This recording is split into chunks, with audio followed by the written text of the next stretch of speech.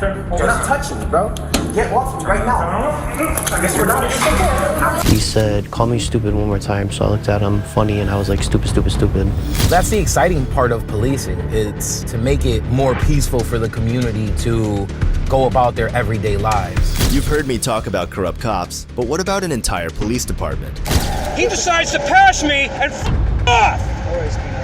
When we think of the worst PDs in the US, names like New York and Baltimore often come to mind. However, Waterbury PD has its fair share of bad apples too. So what's the deal with Waterbury PD? In today's video, we're going to dive into that very question. But before we get into the nitty-gritty, let's take a look at how the Waterbury Police Department describes itself and the purpose it's supposed to uphold. Integrity is the foundation of excellence, and striving for excellence through continuous improvement all illustrate the Waterbury Police Department's commitment to community relations. It's a very welcoming, very friendly environment. Everybody's always willing to help you out. I can't say enough how much this job has actually played a real factor in my life. Scrutiny of police procedures and consequences when an officer is accused of wrongdoing have increased since 2020 after police officers killed George Floyd in Minnesota and Breonna Taylor in Kentucky, among other people elsewhere in the country. The city of Waterbury established its first official police force on Thursday, July 28, 1853. This inaugural force consisted of 25 men, led by Superintendent Samuel Warren, known as constables. These early officers earned between 15 and 25 cents per hour. Old as gold couldn't be more accurate in this situation. Cops of the past delivered professionalism for minimal pay. Today, despite all the perks and benefits police officers receive, corruption is more rampant than ever. Complaints against Waterbury police officers since the beginning of 2020 range from the minor, examples of cops misbehaving and shouting at citizens, to the serious, where excessive use of force was unnecessarily applied. Here are just a few of the headlines this PD made, and this is what the chief has to say. I think that this administration does a really good job of policing ourselves. It's a difficult job. Waterbury Police Chief Fernando Spaniolo. Really? Because our first issue is something America has struggled with for years: racism. Waterbury, historically a forward-thinking department, employed its first African-American police officer as early as 1946. Sadly, today, it's people of color who suffer the most from the brutality of these corrupt officers. The issue of misconduct, misbehavior, racism, and the overall tyrannical nature of these cops reached a tipping point back in 2019. People had had enough, leading to an audit of the Waterbury PD. During the audit, it was discovered that around 311 state troopers were responsible for major record-keeping discrepancies. These officers filed over 26,000 completely falsified traffic tickets and more than 32,000 tickets with inaccurate information into the racial profiling system. Shockingly, one officer alone was responsible for over 1,350 of these fake citations. Can you imagine that? This led to the Connecticut Racial Profiling Prohibition Project, CTRP-3, which is all about tackling racial profiling head-on. It started because people wanted to shine a light on what was happening during traffic stops and make sure everyone was being treated fairly. But at the same time, they have officers like this. Pull over! Gosh, please don't yell at me, sir. Pull over now! The project looks at data from traffic stops, like the driver's race, age, and gender, to see if there are any patterns that suggest bias. This helps identify where changes are needed and keeps police departments accountable. The Alvin W. Penn Racial Profiling Prohibition Act, passed in 1999, is the backbone of this effort. It requires police departments to report this data regularly, helping to track progress and address any disparities in treatment. CTRP-3 works with different groups, from government agencies to community organizations, to analyze the data and suggest ways to improve policies. It's part of a bigger push for justice and equality, ensuring that everyone gets fair treatment no matter who they are. Is that always the case, or are these officers breaking their own rules? I think they definitely are. The whole mess with the Connecticut State Police tickets is a big red flag for the corruption that's ingrained in our law enforcement systems. It's not just about a few bad cops. It shows how the system itself is rotten. Police departments are part of the problem, hurting Black and Hispanic communities in the process. What's worse is that it led to racial manipulation. Police troopers were skewing numbers to show more infractions for white drivers and fewer for Black and Hispanic motorists, hiding their discrimination instead of addressing it. You have to tell me why you stopped. And he looked at me and he said, no, I don't.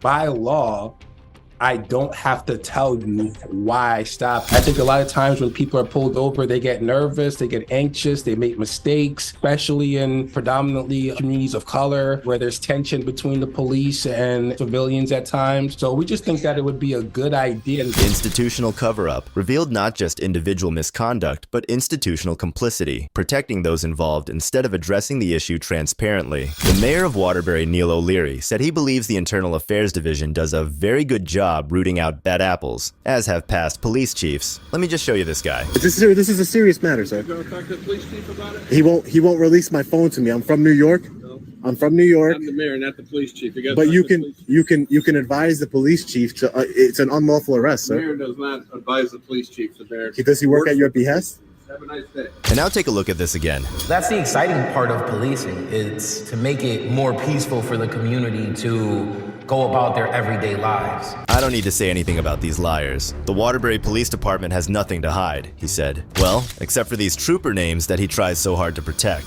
We have a high level of confidence that false and inaccurate records were submitted to the racial profiling database. The audit found 26,000 false tickets. And while they weren't actually given to anyone, it skewed racial data because most of the troopers put down white for race. What's the push for more tickets? You get pressure from your superior. You don't get certain work assignments. You don't get a new car. You get transferred further away from your home.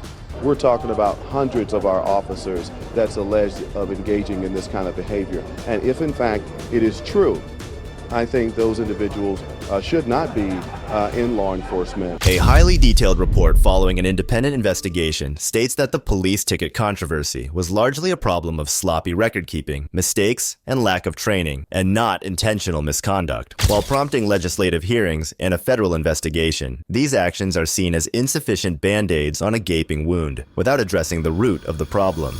Well, state lawmakers in the Senate unanimously voted last week to advance this proposal, which would require law enforcement tell people why they pulled them over. This bill coming from legislators and residents who say they didn't realize this wasn't already a law here in Connecticut. You have a police officer on the stand who has a tendency to make things up already about the race of drivers that they may or may not have pulled over. Now I can get into that and say, well, wait a minute, you were part of this.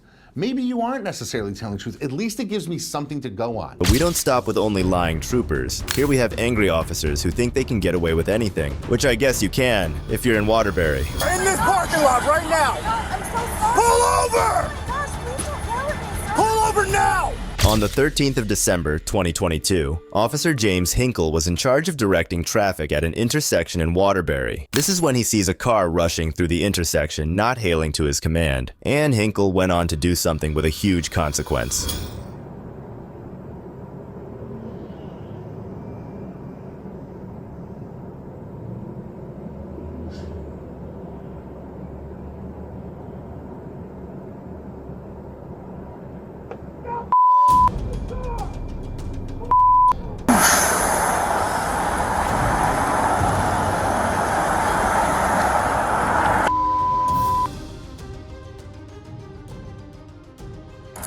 Alpha 3, give me a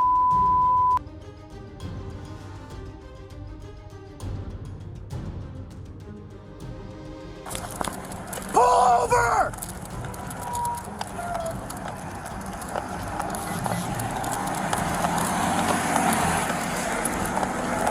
Hinkle wastes no time and walks straight through the intersection directly towards the car, his blood boiling like never before. Pull in the parking lot! Pull in the parking lot! We're in this parking lot right now! I'm so sorry. Pull over! Oh my gosh, please don't yell at me, sir. Pull over now! Oh my, is there someone else with you? No, pull over, goddammit! I'm not repeating myself. Get out of the roadway and pull over.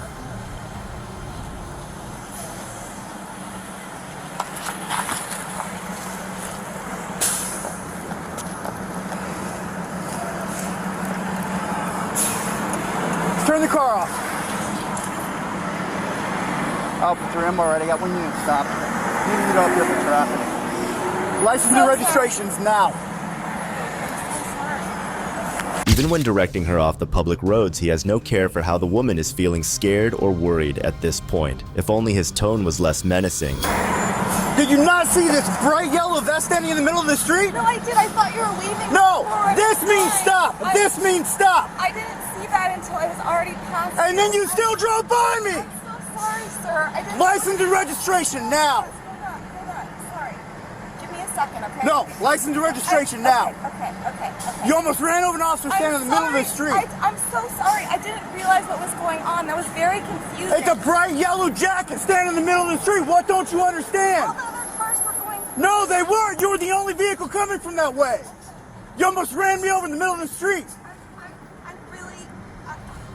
The woman, realizing her mistake, was trying to talk it out with Hinkle, but he wasn't listening to anything at all. Even when she's trying to apologize and comply, Hinkle maintains the same tone, simultaneously rushing her. Out of your car and stand next to the fender. Sure.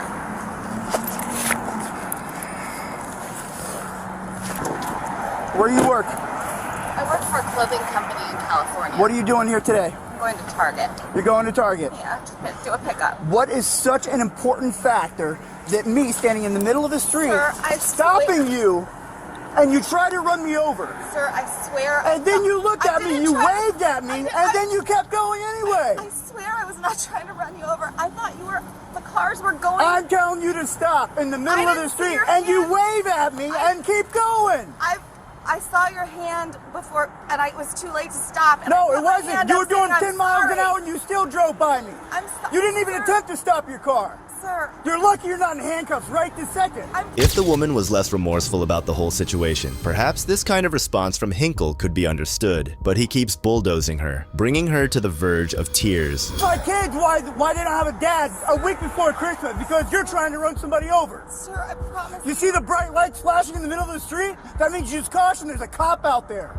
I got kids at home, and you almost ran me over a week before Christmas. Sir, when I see a flashing yellow light. It's not flashing, it's red and blue. That's a cop car standing in the middle of the street flashing lights. I promise I was not. No, it's not an accident. You're just being irresponsible.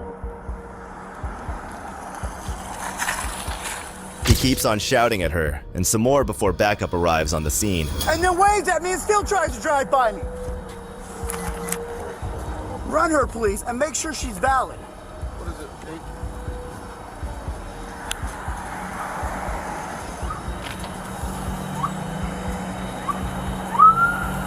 I can't believe you.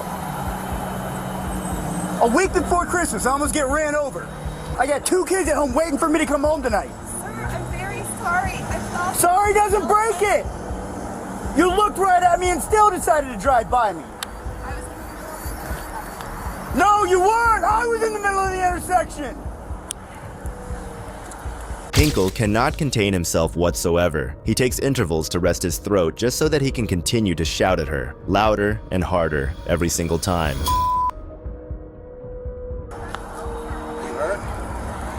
Emotionally. Hinkle keeps seeming to justify his actions and words purely because of how he's feeling right now, which doesn't seem like a valid excuse for the officer of the law. Would you mind filling this out for me? My hands are a little shaky right now. Failing to obey a signal of the officer. Reckless driving. He slaps her with charges of failing to obey an officer, and for reckless driving, which seems more like a stretch since the woman wasn't trying to break any laws on purpose. See, this is why I was trying to direct traffic, because it's good. Is the sheriff's department coming out here or what? Yeah, they've been out. They had to pick up a part. They're going back to get a new part to fix the light.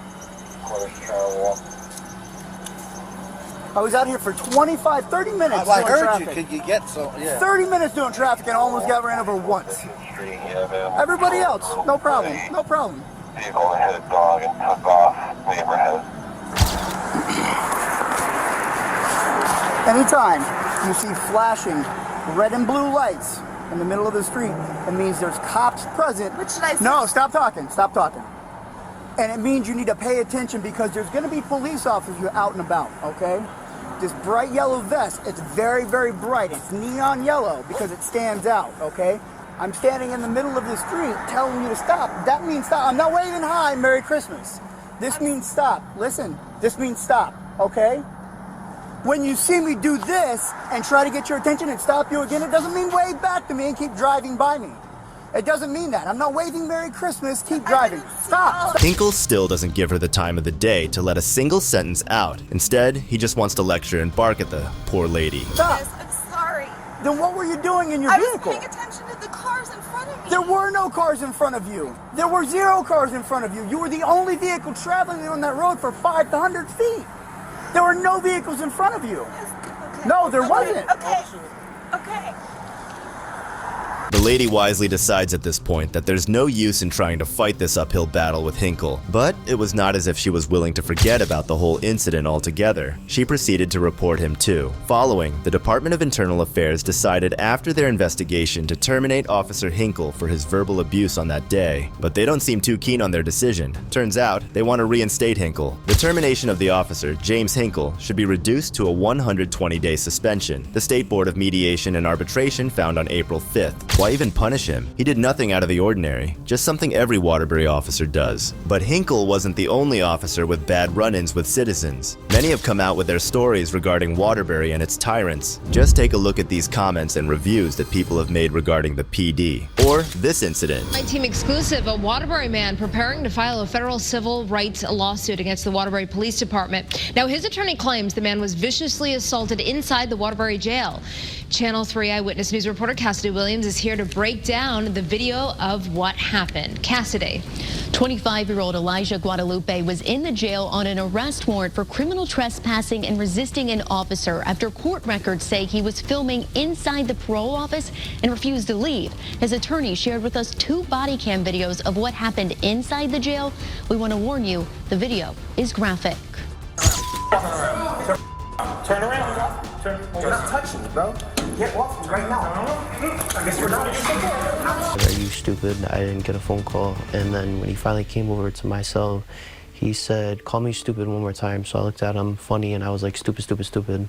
And then that's when he grabbed me and pulled me into the bars and I started yelling for a supervisor. Lawsuit after lawsuit. These insane strings of scandals have not only drawn the outrage of regular citizens all over the nation, but have also made Waterbury PD one of the best at cover-ups and playing the PR game. During a press conference, Police Chief Fernando Spagnuolo said he would welcome a civilian board to review the internal investigations and make recommendations, but he believes the current process of investigators policing their own is working. I think that this administration does a really good job of policing ourselves, Spagnuolo said. It's a difficult job. There are 300 police officers and 70+ civilian employees that my administration is responsible for, and we hold people accountable. We hold people to task. We are very good at communicating what our expectations are. Very wonderful words from the chief, who himself was accused of being involved with intimidating and forcing a citizen to admit to criminal liability. With that in mind, we can see the chief's status quo working right here in this very next case. Right there. You want it on paper or not? Is it in the original dispensary container? May 18, 2020, Waterbury State Trooper Matthew Spina made a traffic stop after the driver, Kevin Yeti, hit 60 in a 40-mile-per-hour zone. So far, the reason seems fair enough. But unfortunately, Spina was in a bad mood. Could I just ask you why you're riding their butt like that and speeding, man? I'm running his license plate because everybody else is speeding. Why are you speeding? I was only going 60. Speed limit's 40. 50. The signs. Okay. Well, before this stop, Kevin had just watched Spina himself speeding and tailing another vehicle, and simply asked how this blatant double standard was fair. All right. Favor. Oh, give me the weed too. No, I have a. Step out. Kevin tries to explain he's legally allowed to possess marijuana, but Spina refuses to even let him explain and forces him out of the car. You can tell that this is completely personal. See, the blue car Yeah, which one? was tailing me. Yeah. While I was pacing a tractor trailer looking for a motor vehicle violation because the governor's office has gotten multiple complaints on traffic stops. I know. Okay? I know that. So we're out doing our thing. Okay. He decides to pass me and flip me. All right, Spina, I'm sorry, dude. All right? Yeah, I'm sorry. So who the you think you are worried about what I'm doing? Okay. You're right. I know I'm right. Now. Everyone's got something to say. Mind your own business. You're how about I start with that?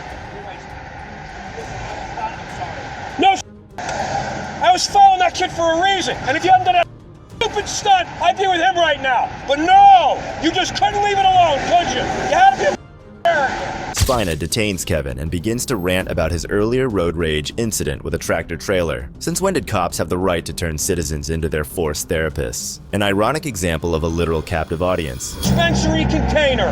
Then you're. How's that sound? No. Mind your own business next time. Yeah, it's called shut the up. I was driving along, I was gonna head to a simple citation that I give, but no. You gotta be, just couldn't shut your mouth. Where you going anyway? Where do you work? Where? It's called American Pulp. What's that? It's paper? Yeah, you know, like the liquor bottles and stuff that comes in, like the trays. I promise you, I only have weed in the car. Honest to goodness. And it's all right here in my glove box right here. You ever heard of what a heat seeker is? A heat seeker is something that draws attention to itself. Kevin, at this point, is terrified of this guy, and just doing whatever he says, which is completely understandable. Spina begins searching through his car and his belongings. Mind you, Kevin is still only detained, so the search is completely illegal. Heat-seeking missiles, they go for the heat. Sit the I tell you to move.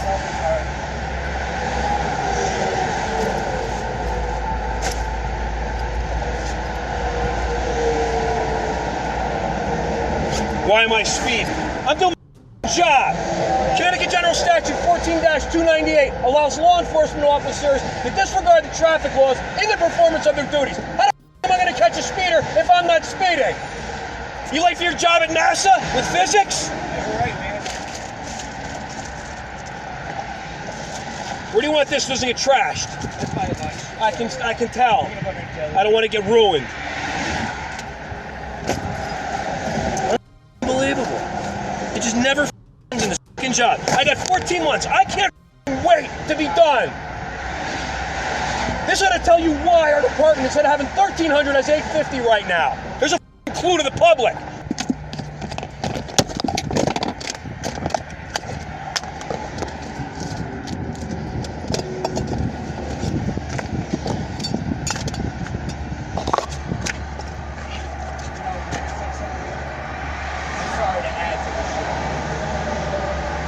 Right there. You want it on paper or not?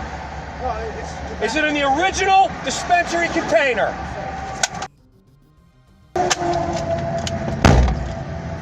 Turn around. Everything across you that you think I'm kidding? You think I'm kidding? Look at me. Do I look like I'm happy with you right now? Shut your mouth, mind your own business, and be on your way. This officer's de-escalation skills are phenomenal. 14 years of pent-up aggravation come out in one traffic stop on one poor, lucky sap. Spina couldn't find anything to stick on Kevin, so he lets him go, but not before screaming at him some more. After such blatant abuse caught on camera, not even the higher-ups at Waterbury could cover that up. In a statement, the deputy commissioner of the state police called Spina's behavior disturbing and said an internal affairs investigation had begun. To help soften the blow, he added that many troopers are under extreme stress because of the COVID-19 pandemic, and that Spina, who has been with the state police since 2001, has been referred to the agency's Employee Assistance Program. Whatever stress you are under, you take an oath to protect and serve. Nothing justifies this type of behavior to innocent civilians. Spina never lost his job, and instead got reassigned. Despite the PD being given a warning in 2020 by Internal Affairs, this PD would inevitably find itself into more scandals. So much so that the cop turnover rate increased drastically, and here they are asking us to join them in helping terrorize locals. No thanks. Being born and raised here in Waterbury, graduating from the local public high school, I knew a lot of people within the community. I used my position as a police officer to help in any way that I can, especially the kids. I drive by my old neighborhood often and I see all the kids playing outside in the park. I'll pull over, have some conversation with them, might take a couple shots of basketball with them. I want to change some kids' mind about police officers and welcome them into this profession. Waterbury is the best department to come to. There's just numerous opportunities for advancement. Divisions you can go to, not just patrol. So you get to experience a lot more that you wouldn't be able to at another department. Yeah, experience corruption more like. My favorite aspects of the job, probably coming to work every day, going on the road and helping other police officers with their cases that they're working on, utilizing my dog when I can. To me, that's the most rewarding part about it, because it ends up helping the community out, and that's what it's all about. Well, at least they're doing what they do best act. But the civilians who do go head-on-head with this PD are brave auditors who know their rights. Take a look at this interaction, and you'll have an idea of the type of cops that are bred in Waterbury CT. First Amendment audit and illegal arrest by Waterbury CTPD Sergeant Frank Leone and Matthew Benoit. We own this building. It's not a public building. This is not a public building? You can't go in and walk around. On October 30th, 2018, a popular auditor and YouTuber known as Northeast Auditor operating in Connecticut had also come to do a First Amendment audit of the infamous Waterbury PD when he was suddenly apprehended and unlawfully charged for interfering with an officer. I am in the city of Waterbury, Connecticut, and we're going to perform a First Amendment audit on the Waterbury Police Station. See if they respect our right to film.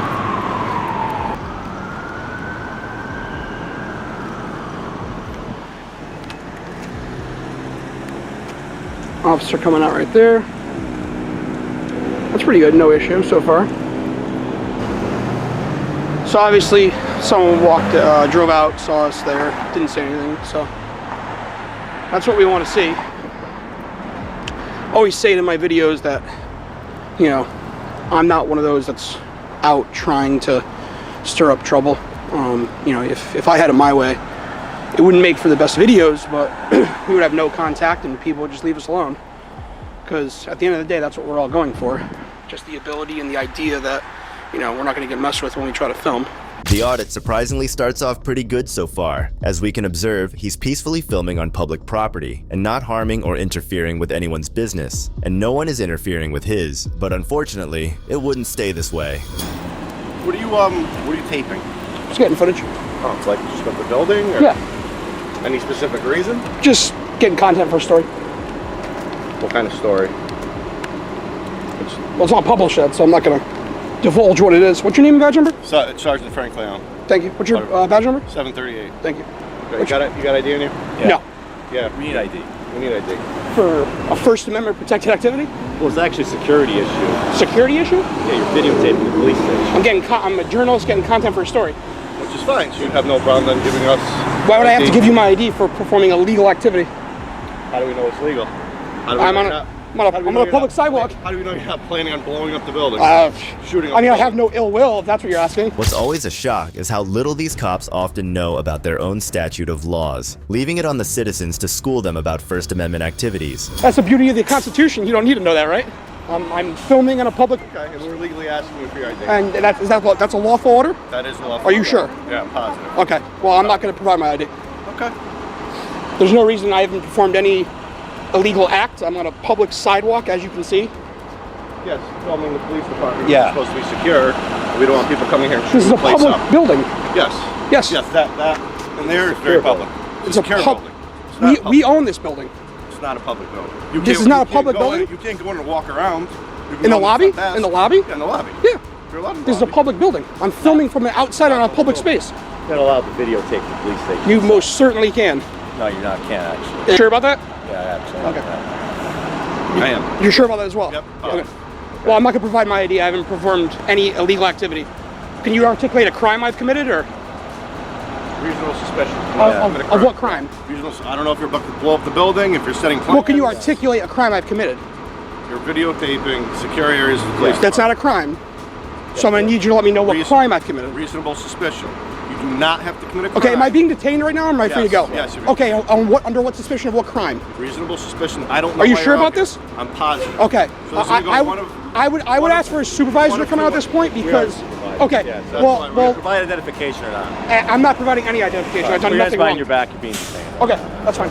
Just like that, for simply inquiring about the specific law that he was breaking, he straight away gets detained for reasons that are wholly unconstitutional, since the auditor wasn't getting in any officer's way. What's interesting is that today, these cops would still defend their actions. There is no law that prohibits you from filming a police department. It only alters into a crime when you're impeding or getting in the way of officers going about their duties. This makes the officers guilty for falsely charging the auditor with interfering with an officer. Connecticut Statute 53 3 a 167A. But he isn't the only auditor who has had a bad run-in with Waterbury CT. Our very own Sean, aka Long Island Auditor, has called out the mayor on his lies. What lies? I encourage people, if they have an issue, to share it. I also encourage people, if they have a positive interaction with police officers, to share that as well. Waterbury Police Chief Fernando Spagnuolo. Hey, what's up guys? Long Island Audit here. Back again with another video. Today I am extremely excited and proud to announce we the people, we did it together, we have won. Let's get into it.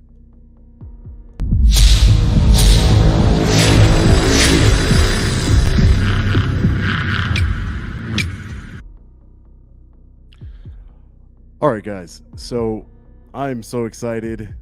I'm gonna have this big smile on my face the whole time we're talking here. I really appreciate each and every one of you. So the win that we're speaking about today, I know that it's let me change over here. I know that a lot of you aren't familiar with it. This happened last May of 2021. You went to the Waterbury Post Office in Waterbury, Connecticut, exercising my First Amendment right peacefully, like I normally do. I was arrested for criminal trespass.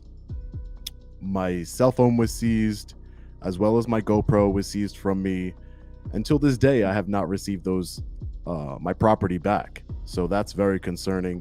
But just to remind you guys, for those of you who weren't subscribed back then, I know some of you were, some of you know exactly what I'm talking about, but before I read the judge's decision with all of you, super excited to do, legally stole it from me. They got a warrant right after, and as soon after I was arrested, they went and applied for a warrant to download my entire phone and to copy the SD card on my GoPro.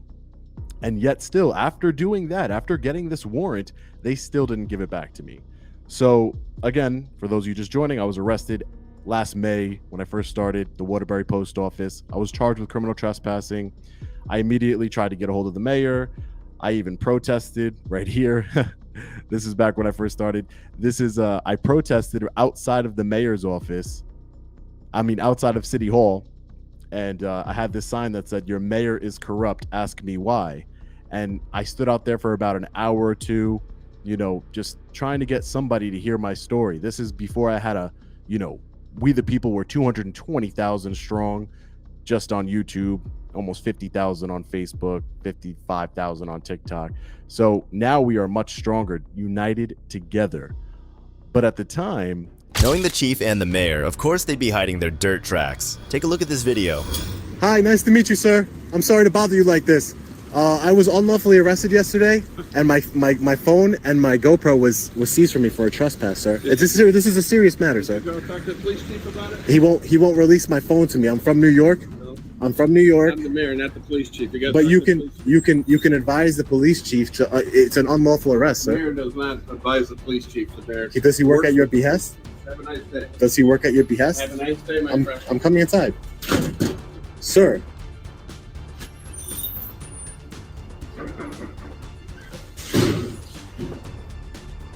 All right, sir, What does pointing your finger mean? They will just make this disappear. They'll break my phone, break my GoPro. Oh, we lost it in evidence. All this other, you know what I mean? No, release the video. Why'd you take my phone?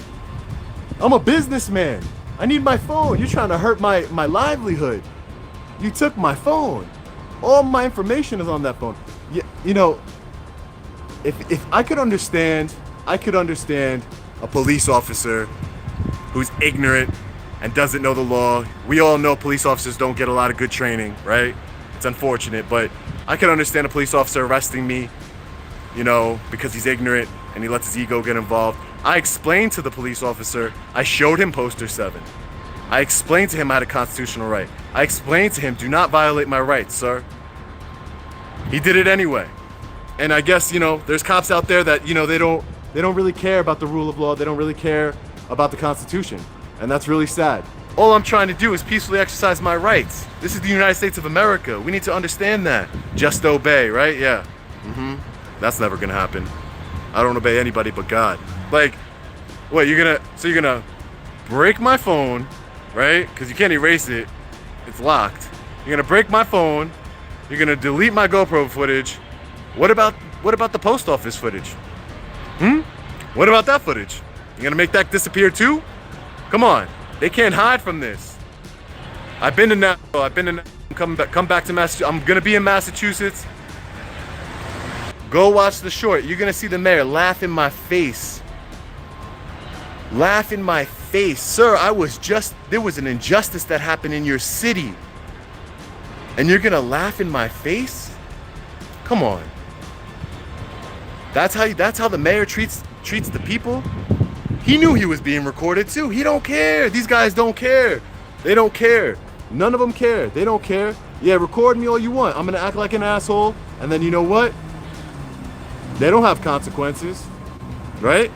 But you know what? They're gonna have consequences for this one. There's gonna be no plea deals, none of that. Unlawful arrest, period. There you go, posting the Waterbury Police Department number. No warrant to steal, no warrant to take my possessions. They violated my Fourth Amendment right. While many got their rights walked all over by these corrupt Waterbury cops, Sean did end up winning the case in 2022. This happened last May of 2021. You know, I was about 1 or 2 months into auditing, and you know, I went to the Waterbury Post Office in Waterbury, Connecticut, exercising my First Amendment right peacefully, like I normally do. I was arrested for criminal trespass. And there you have it. Waterbury PD, a reputation of controversy and corruption. And while there are many crooked cops up there, I'd like to believe there are still some honest cops who are just doing their job. However, a lot of work needs to be done, and hopefully this video can raise some awareness of it. Do you think this reputation is undeserved? I'd love to hear your thoughts in the comments below, and be sure to leave a like, subscribe, and share this video if you haven't already. This is Detective Mystery, signing off.